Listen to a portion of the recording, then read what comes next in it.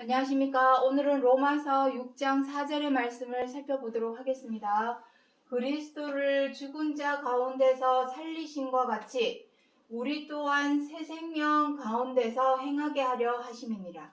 자, 오늘 이 로마서 6장 4절의 말씀 중에서 그리스도를 죽은 자 가운데서 살리심. 자, 그리고 여기에서 끝나는 것이 아니라 그리스도를 위하신 것이 아니라 그리스도께서 여기서 죽은 자 가운데서 살리심이라고 하시는 것은 부활을 의미하죠. 부활.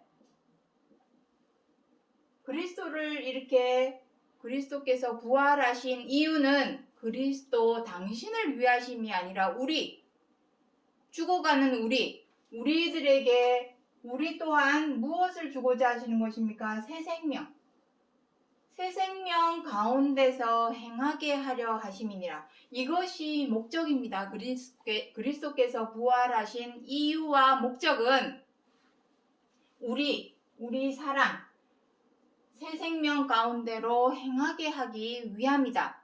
그것을 오늘 로마서 6장 4절에서 사도 바울이 말하고자 하시는 약속의 말씀입니다. 왜냐하면 이것은 이루어진 것이 아니라 이루어질 말씀이기 때문에. 언제? 로마서 9장 28절에 보시면은 하나님께서 말씀하시고 계획하신 그 모든 말씀이 이루시고 끝내시는 세상 끝.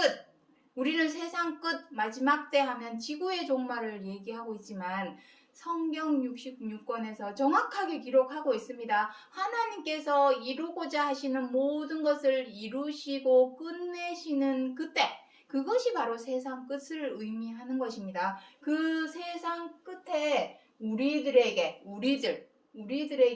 이 말씀을 이루시기 위해서 미리 2000년 전에 사도 바울을 통하여 약속하신 약속의 말씀이 되겠습니다. 그렇다면 그리스도께서 살아나신 그 부활의 정확한 의미는 무엇이고 그것이 우리에게 어떠한 방법으로 적용되는 새 생명인가?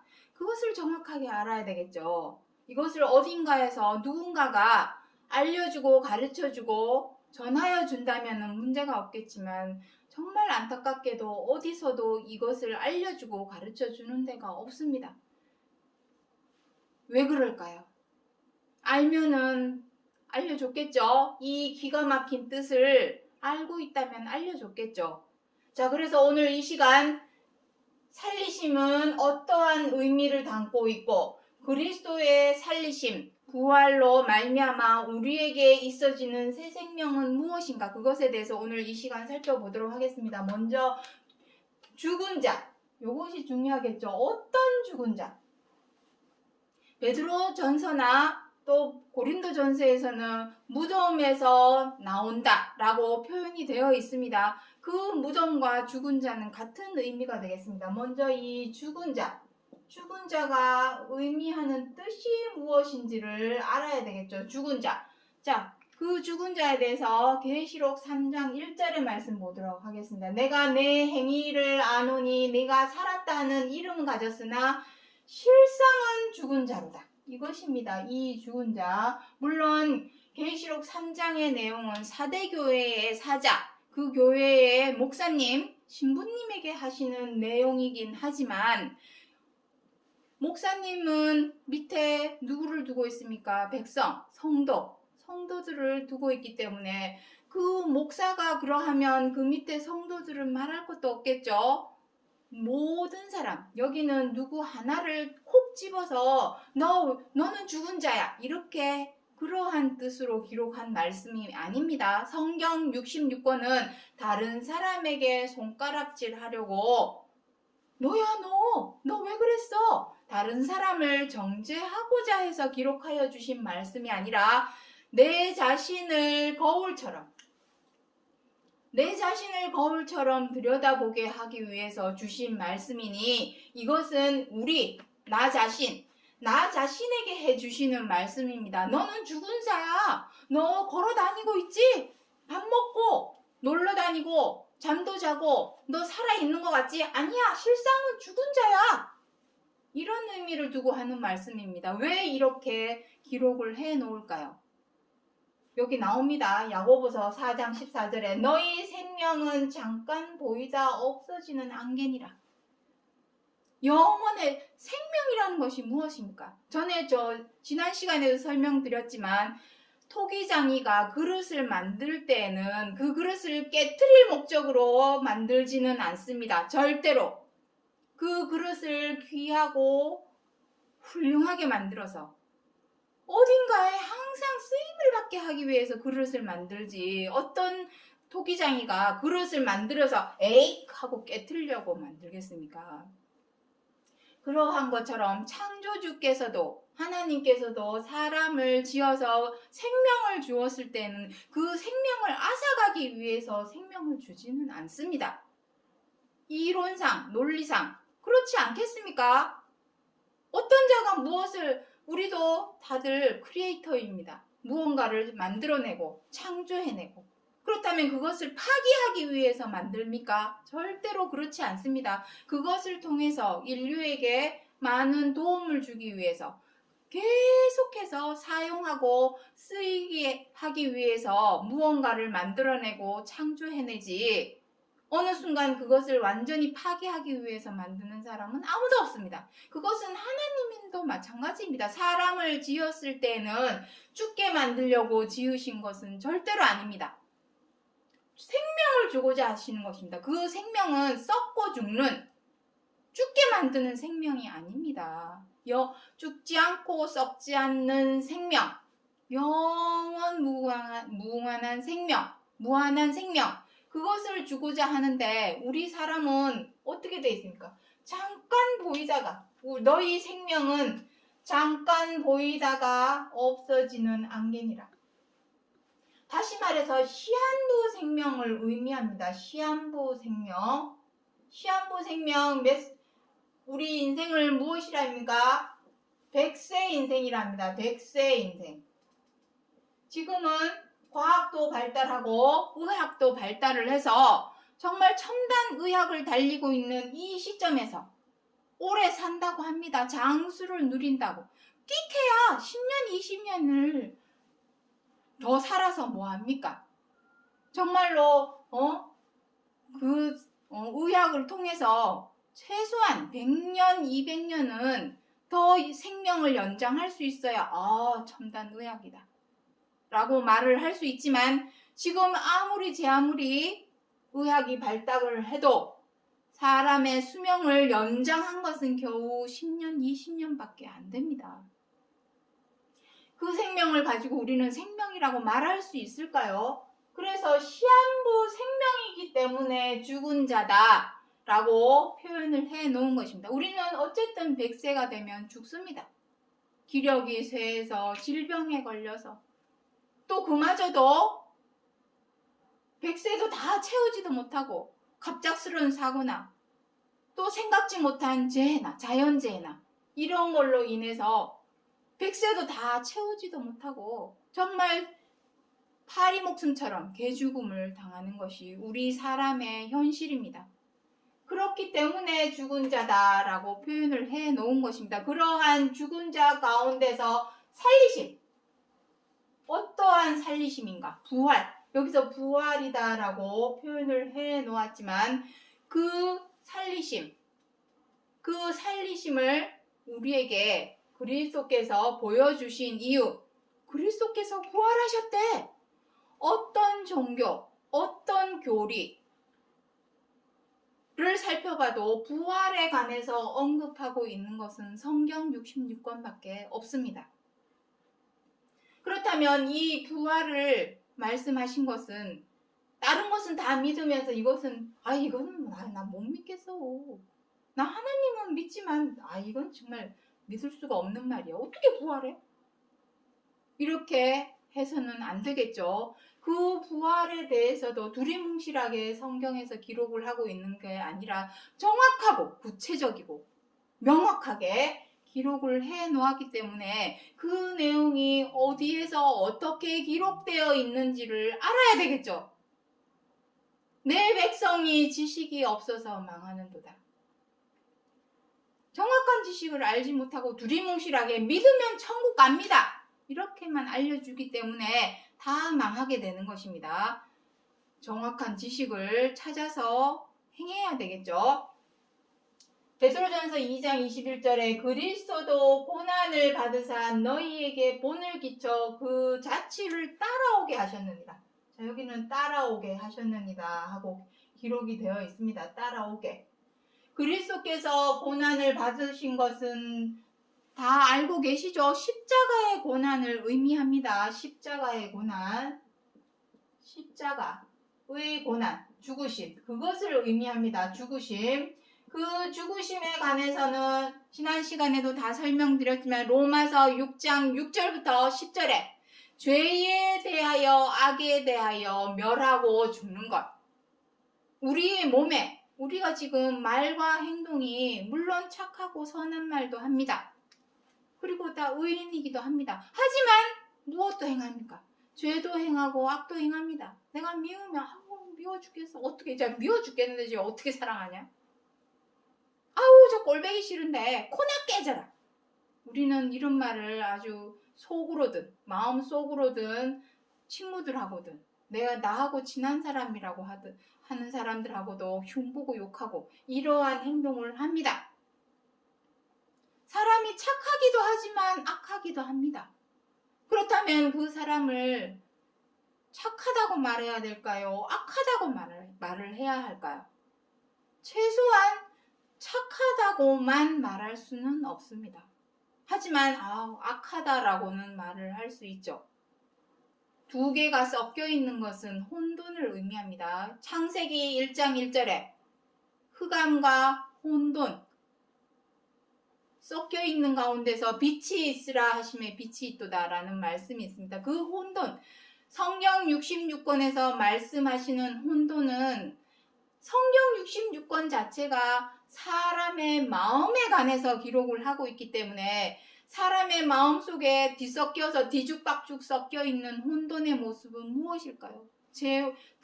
선과 악이 섞여 있고 의와 죄가 섞여서 마구 섞여서 내 기분에 따라 죄도 행하고 선도 행하고 의도 행하기도 하지만 악도 행하기도 하고 그러한 상황에 놓여 있습니다. 우리 사람이. 하지만 거기에서 벗어나기 위해서는 반드시 고난이 필요합니다. 여기서 고난하는 것은 노력이죠. 노력을 하는 데는 피땀 눈물의 노력이 필요하죠. 하다못해 고3 학생들이 대학교 가기 위해서 수능을 보기 위해서 얼마나 피땀 눈물의 노력을 합니까? 이 세상 모든 일에는 노력이 없이는 되지 않습니다. 고난, 죄에 대하여 악에 대하여 단번에 죽이고자 하는 그 고난, 노력, 그것을 그리스도도 고난을 받으신 것은 그리스도 당신을 위하여서가 아니라 너희에게 본을 끼쳐 그 자취를 따라오게 하려 하심이라. 그것입니다. 그렇다면 그리스도께서 보이신 그 부활에 관한 내용도 분명히 성경 어딘가는 기록이 되어 있겠죠. 왜냐하면 그 본을 끼쳤기 때문에 그 본을 보고 너희도 따라오게 하셨기 때문에 따라오게 하려면은 그 롤모델을 당연히 성경 어딘가에는 기록을 해 놓았겠죠. 자, 그 내용에 대해서 이제 하나하나 살펴보도록 하겠습니다. 요한복음 3장 3절부터 6절에 사람이 거듭나지 않으면 하나님 나라를 볼 수 없느니라. 두 번째 모태에 들어갔다가 날 수 있습니까? 물과 성령으로 나지 않으면 하나님 나라를 볼 수 없느니라. 뒷구절은 이렇게 기록이 되어 있습니다. 다 못 적었습니다. 자, 이 내용은 무슨 의미냐면은 유대인들의 관리자와 책임자 역할을 했던 니고데모라는 사람이 있습니다. 그 사람이 밤에 그리스도를 찾아와서 묻습니다. 어떻게 하여야 하나님 나라에 갈 수 있습니까? 하고 예수님에게 묻는 내용이 나오죠. 그랬더니 예수님이 뭐라 합니까? 사람이 거듭나지 않으면 하나님 나라를 볼 수 없느니라. 여기서 볼 수 없다라는 얘기는 무슨 의미입니까? 하나님 나라에 못 간다는 얘기입니다. 하나님 나라에 가기 위해서는 우리는 다 죽을 때 되면 어떻게 합니까? 하늘나라 간다라고 표현을 하죠. 그렇지만 하늘나라 가기 위해서는 거듭나야 합니다. 거듭난다고 하니까 죽기 직전에 주의 이름을 외치면 거듭나는 것입니까? 하나님 믿습니다 하고 죽기 직전에 그 말 한마디만 하면 거듭나는 것입니까? 아닙니다. 그러한 의미가 아닙니다. 그러면 다들 뭐 악한 짓 나쁜 짓 5만 가지 죄 다 짓고 살인자 연쇄살인범도 죽기 직전에 주여 믿습니다 그 한마디 하면은 천국 가겠네요. 그러한 의미를 두고 하는 얘기가 아닙니다. 그렇다면 이 거듭남 이것은 거듭남에 관한 내용입니다. 거듭남이 바로 살리시는 거죠. 부활을 의미합니다. 부활. 그래서 죽은 자 가운데서 살리심이나 거듭난다는 말이나 같은 의미입니다. 같은 맥락의 의미입니다. 그렇다면 어떤 식으로 거듭나냐? 니고데모가 뭐랍니까? 두 번째 모태에 들어갔다가 날 수 있습니까? 여기서 모태에 들어갔다 한다는 의미는 무엇입니까? 육체를 의미하죠. 육체의 거듭남을 말을 하고 있는 것입니다. 니고데모는 육체의 거듭남. 하지만 그것이 아니죠. 육체에 다시 엄마 뱃속에 다시 들어갔다 나오면 됩니까? 아니죠. 그러한 의미가 아닙니다. 육체는 여기다 한번 써보도록 하죠. 사람의 육체는 몸이죠. 신체. 사람의 몸은 집입니다. 집. 이거 고린도전서 3장 16절에 기록을 하고 있습니다. 어떤 집이냐? 영혼, 우리 사람의 마음과 생각이라고 하는 심령. 어떤 집이냐면은 심령. 심령이 무엇입니까? 바로 우리 사람의 마음 또는 영혼이라고 하죠. 영혼. 이 심령을 보호하는 집입니다. 보호. 살고 있는 집입니다. 우리 심령이 살고 있는 집입니다. 그렇다면 무엇이 더 중요합니까? 사실은 둘 다 중요하지만 그 중에서도 더 중요한 것은 심령이죠. 왜냐하면 그 심령이 떠나가 버리면 그 집은 폐가가 됩니다. 하지만 심령이 떠나가지 않고 계속해서 산다면 그 집은 계속 보존이 되겠죠. 100년이 넘은 집이든 200년이 넘은 집이든 사람이 쓸고 닦고 관리를 하면 그 집은 쓰러지지 않고 계속 사용할 수 있지만 아무리 좋은 집도 사람이 떠나가는 순간 폐가가 됩니다. 그것은 뭐 시골 같은 데 가보면 다 알죠. 폐가가 얼마나 많습니까? 다들 도시로 다 떠나가 버린 그 남은 집은 다 폐가가 되는 것입니다. 그래서 육체의 거듭남에 관한 말씀이 아니라 무엇이랍니까? 이 물과 성령으로 나지 않으면 하나님 나라를 볼 수 없느니라. 다시 말해서 여기서 말씀하시는 물과 성령으로 난다라는 얘기는 육체의 거듭남을 말씀하시는 것이 아니라 심령, 영혼의 거듭남에 관한 내용입니다. 우리의 영혼이 왜 거듭나야 될까? 우리의 영혼이 왜? 이유가 있지 않을까요? 하나님께서 성경 66권을 주신 이유가 무엇입니까? 우리의 죄와 악. 이사야 59장 1절부터 2절에 무엇이라 기록하고 있습니까? 하나님과 사이를 낸 것은 내가 손이 짧아서 구원을 못하는 것도 아니요 오직 너희의 죄와 악으로 인하여 하나님과 사이를 내었고 범죄한 그 영혼이 죽을지라. 에스겔 18장 20절에 범죄한 그 영혼, 하나님과 사이를 내게 된 것은 오직 너희의 죄와 악이고 그 죄와 악으로 말미암아 너희의 영혼이 죽게 되었으니 죽지 않게 하기 위해서는 어떻게 하라는 얘기입니까? 물과 성령으로 거듭나야 한다. 영혼이 살아나기 위해서는 물과 성령으로 나야 한다. 그것을 말씀하시는 것입니다. 다시 말해서 부활, 그리스도께서 죽은 자 가운데서 다시 살아나신 이 부활에 우리도 동참을 하고 참여를 하기 위해서는 물과 성령으로 다시 거듭나야 한다. 그것을 말씀하고 있습니다. 그렇다면 여기서 말씀하시는 물과 성령은 무엇입니까? 물세례, 성령세례 뭐 이렇게 표현도 하는데 과연 이 물세례와 성령세례가 무엇인가? 그것을 정확히 알아야 되겠죠. 자, 베드로전서 3장 21절부터 21절에 물은 나옵니다. 성경에 다 나와 있습니다. 짝이 없는 것이 없습니다. 단지 그 짝을 찾지 못하고 사람은 욕심이 다 마음속에 다 있죠. 이 세상을 어떻게 하면 조금 더 편안하게, 즐겁게, 떵떵거려 하면서 내가 쓰고 싶은 거 다 써가면서 이렇게 좀 살아갈까, 편안하게 살아볼까. 다들 먹고 사는 것에만 관심을 갖다 보니 정작 마음의 생각, 그것은 잠시 잠깐입니다.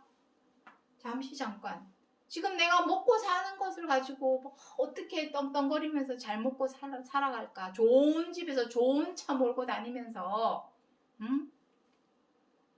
돈 가지고 그냥 돈 벌어가지고 그냥 내 사고 싶은 거 다 사고 막 내 취미생활로 모으고 싶은 거 다 모아가면서 그렇게 재미나게 어떻게 하면 살아갈 수 있을까? 그것은 잠시 잠깐입니다.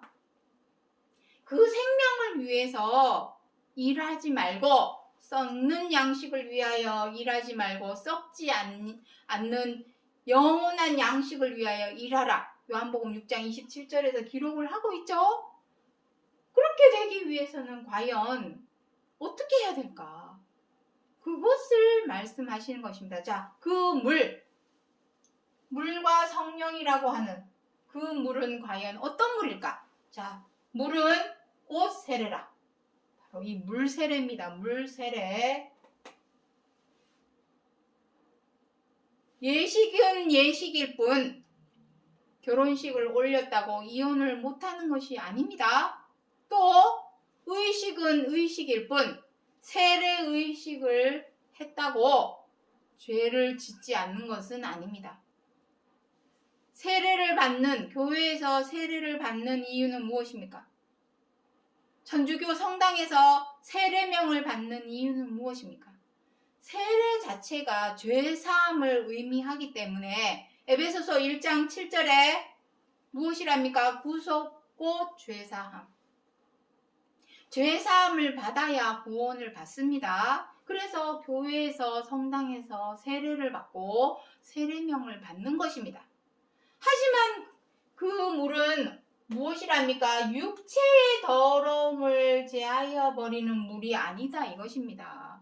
우리가 마시는 이 정수기물, 수돗물, 그 물로는 아무리 머리에 뿌려대고 그 물로 세수식, 손을 씻고 세족식, 발을 씻고 물에 풍덩 들어갔다 나오는 침례식을 한다고 해서 내 죄가 없어지고 사라지는 것이 아닙니다. 왜냐? 육체 그 물 뿌렸다고 마음에 새겨져 있는 이 죄와 악이 더러움이 깨끗하여질까요? 죄와 악은 마음에서 짓는데 겉에 있는 몸에다가 물을 뿌린다고 그 죄가 없어지고 사라지겠냐는 것입니다. 이 물은 수돗물, 정수기 물이 아니라는 얘기입니다. 어떤 물입니까? 오직 선한 양심이 하나님을 향하여 찾아가는 것이라. 지금 우리는 선한 양심입니까? 악한 양심입니까?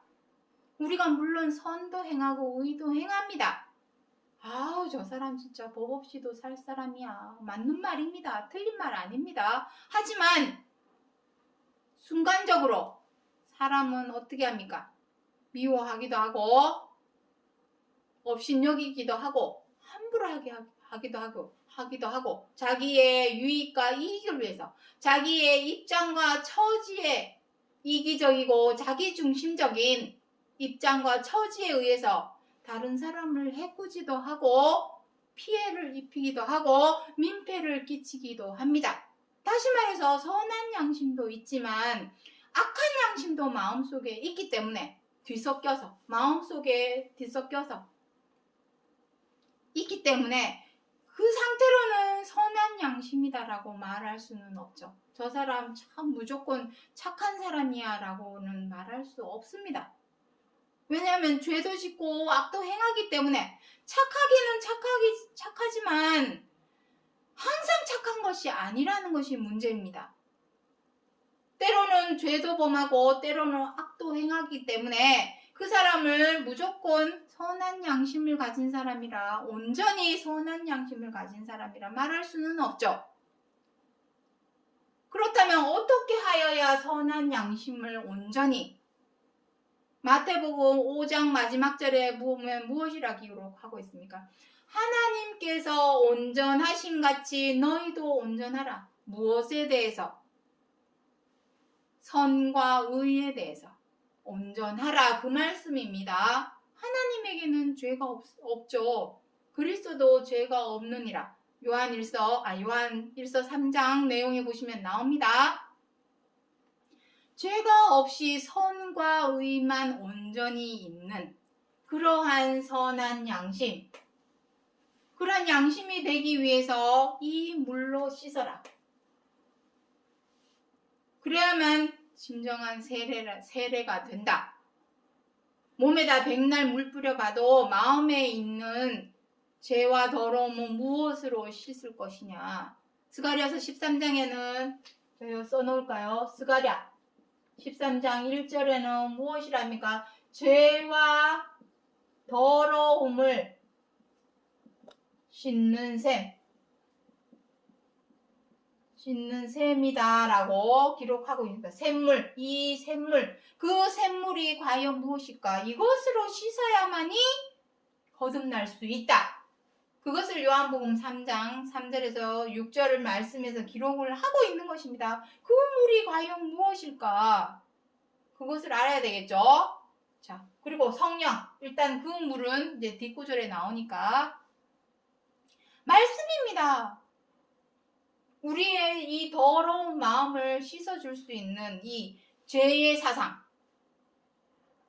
나오죠? 여기 이사야 59장 6절 이하에 보시면 죄의 사상. 너희의 행위는 죄악의 행위요. 너희의 사상은 죄악의 사상이라. 왜냐하면 먹고 살기 위해서 우리 사람은 다 자기 중심적이고 이기적으로 다 변했습니다. 물론 착한 일도 하고 좋은 일도 하지만 극단적으로 자기의 입장과 처지를 고수해야 되고 내세워야 하는 상황에서는 물불을 안 가리죠. 잘라버리고 꺾어버리고 밟아버리고 넘어뜨려버리고 이러한 행동을 사람이 합니다. 자기의 유익과 이익을 위해서 먹고 살기 위해서 내 배를 위해서 그렇게 사람이 악한 양심도 있다라는 것입니다. 그러한 마음을 씻을 수 있는 것은 말씀밖에 없습니다. 중요한 것은 말씀은 다 말씀인데 무조건 말씀을 한다고 해서 다 그 말씀이 내 마음을 깨끗하게 해줄까요? 생명을 줄 수 있는 말씀. 그것이 무엇이냐 하는 것입니다. 일단 그것은 이따가 말씀드리기로 하고 성령세례는 과연 무엇인가? 물과 성령으로 거듭나야 된다. 성령은 무엇인가? 요한복음 6장 63절 살리는 것은 영이니 육은 무익하니라. 내가 너희에게 이른 말이 곧 영이요 생명이라. 영이 없는 제대로 된 영이 없는 그 육체는 무익하다 이 말입니다. 무조건 그 육체가 무익한 것이 아니라 사람의 육체는 있어야 되겠죠. 왜냐하면 집이기 때문에 영혼이 살 집이기 때문에 반드시 육체도 필요하지만 합니다. 하지만 그 영혼이 죽을 아까 에스겔 18장 20절에 무엇이라 했습니까? 범죄한 그 영혼은 죽을지라. 죽습니다. 영혼이 죽기 때문에 그 집이 폐가 망신하는 겁니다. 그 집이 영원 무궁하게 보존되기 위해서는 그 영혼이 살아있어야 됩니다. 하지만 죄대로 악대로 행하는 우리의 지금의 영혼의 상태로는 죽은 자, 살았다 하는 이름은 가졌으나 죽은 자, 시한부 생명이라는 것입니다. 시한부 생명. 그 시한부 생명으로는 우리의 육체를 보존할 수 없다. 폐가 망신한다. 영혼이 떠나니까. 그 집을 떠나버리면 그 집은 폐가 망신하는 건 당연한 일 아닙니까? 폐가가 된다는 것입니다. 그 집이 폐가가 되지 않기 위해서는 그 영혼이 살아있어야 되는데, 계속 무한하게 살아있어야 되는데, 살아있기 위해서는 어떻게 해야 하는가? 내가 너희에게 이른 말이 곧 영이요 생명이라. 이것입니다. 영. 영은 사람의 눈에 보이지 않죠? 근데 그것이 영이 한 가지가 아닙니다. 문제는 그것이 문제입니다. 영이 두 가지죠. 무엇입니까? 영. 자, 여기다가 한번 써보도록 하겠습니다. 영혼이라고 쓰겠습니다. 영혼이, 영이라고 해야 되겠네요. 심령이라고 쓰도록 하겠습니다. 심령. 일단은 영이라고 쓰도록 하겠습니다. 영이 두 가지입니다. 한 가지가 아닙니다. 성스럽고 거룩한 하나님의 영.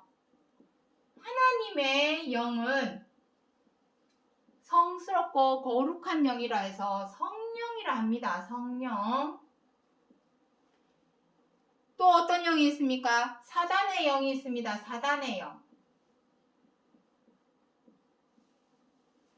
하나님과 대적 관계에 있는 사단의 영은 무엇이라 합니까? 악령이라 합니다. 악령을 다른 말로 악귀, 귀신, 마귀 다 같은 말입니다. 계시록 20장 2절에 보면 용을 잡고 보니 옛뱀이요 마귀요 사단이라. 마귀가 무엇입니까? 사악한 귀신이다라는 의미죠. 마귀, 악마, 데빌, 영어로는 데빌이라고 하죠. 데빌, 에빌. 그렇게 표현을 하죠. 사단, 영이 두 가지입니다. 보이지 않는데 그 영이 성령인지 악령인지 우리가 무엇으로 알 수 있냐라는 것입니다. 성경 말씀, 자, 여기 내가 이른 말은 무엇을 의미합니까? 말씀을 의미합니다. 내가 너희에게 이른 말씀이 곧 영이요 생명이라. 말씀이 성령이라는 얘기입니다. 말씀이. 그리고 그 말씀을 통해서 우리가 생명을 얻게 되는 것입니다. 시한부 생명, 그 생명 말하는 거 아니죠?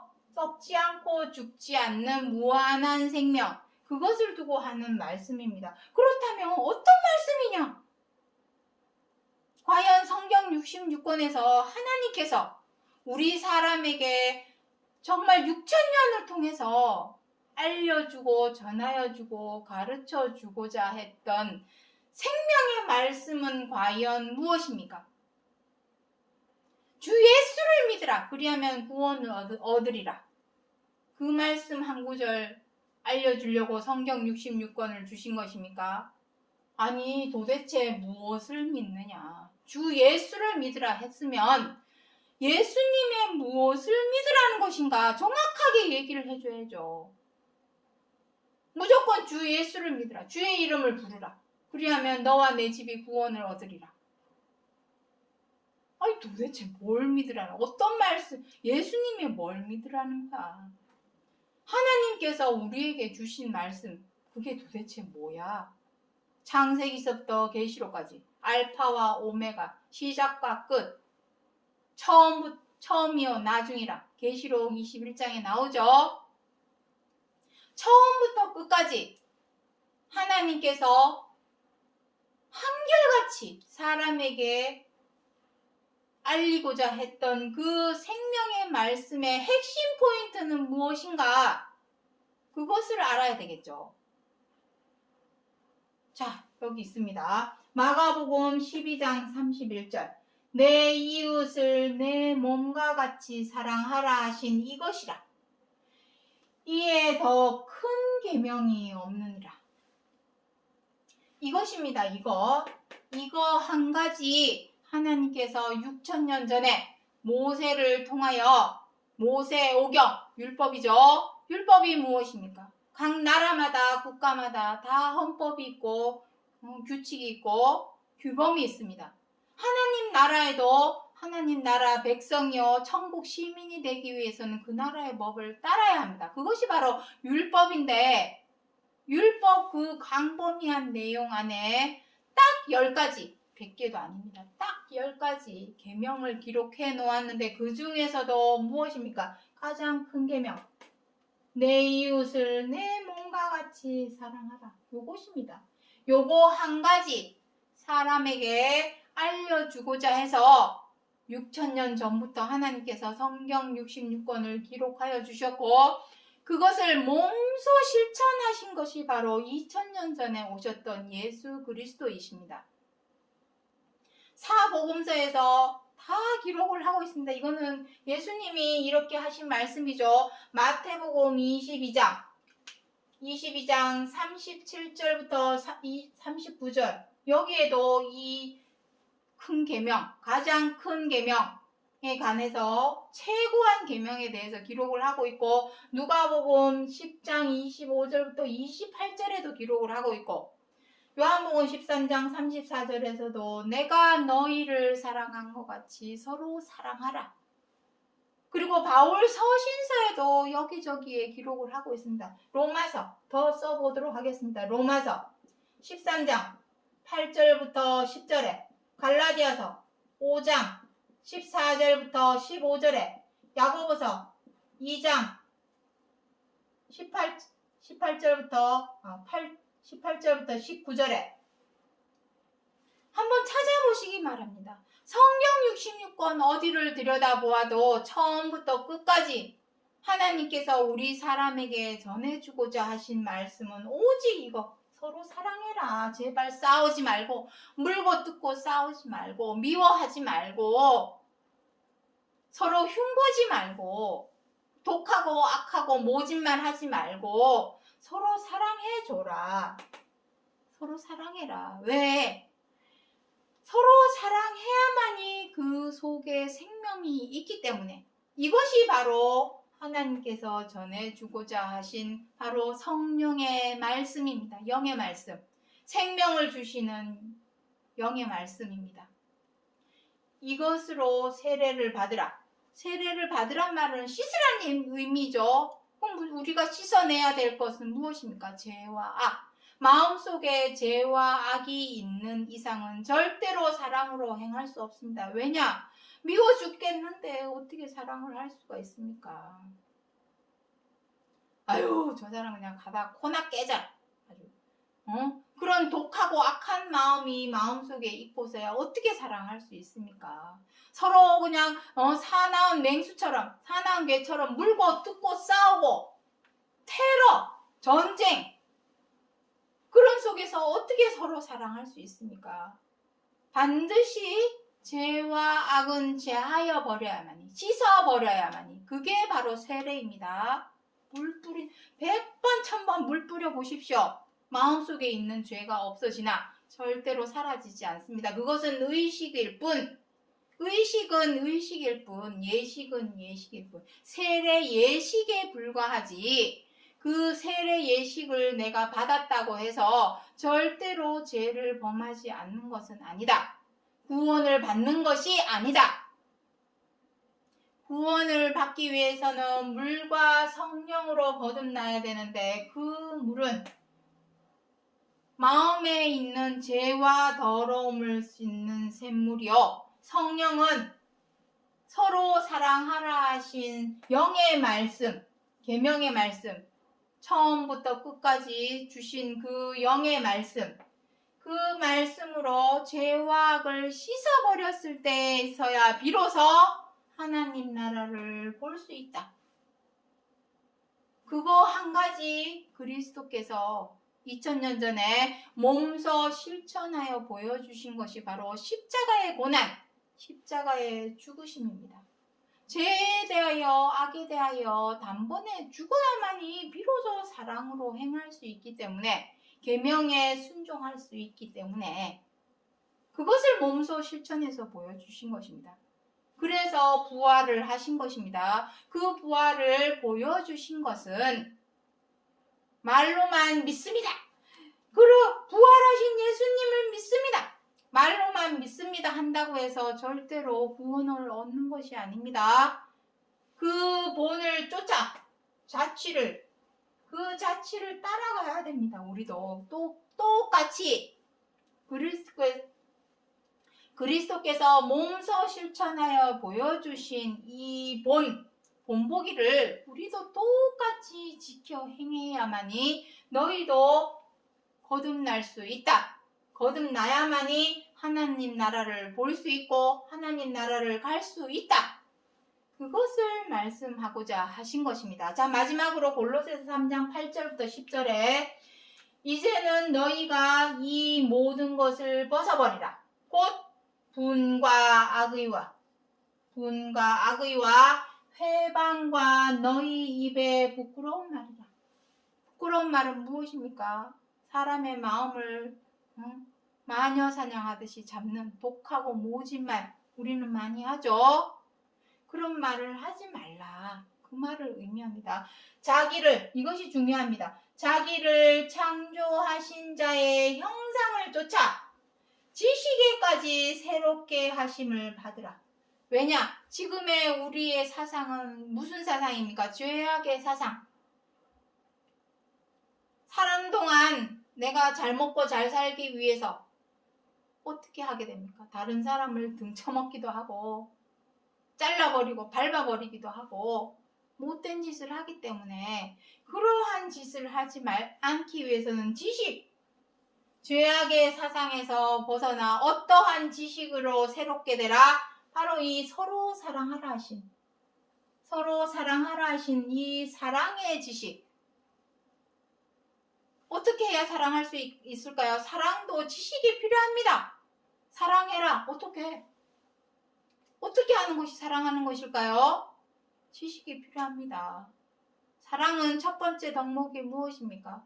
서로 헤아려 이해하고 존중하고 배려하고 양보하는 것이 바로 사랑입니다. 나 사랑해. 말로는 누가 못합니까? 사랑과 평화, 말로는 누가 못합니까?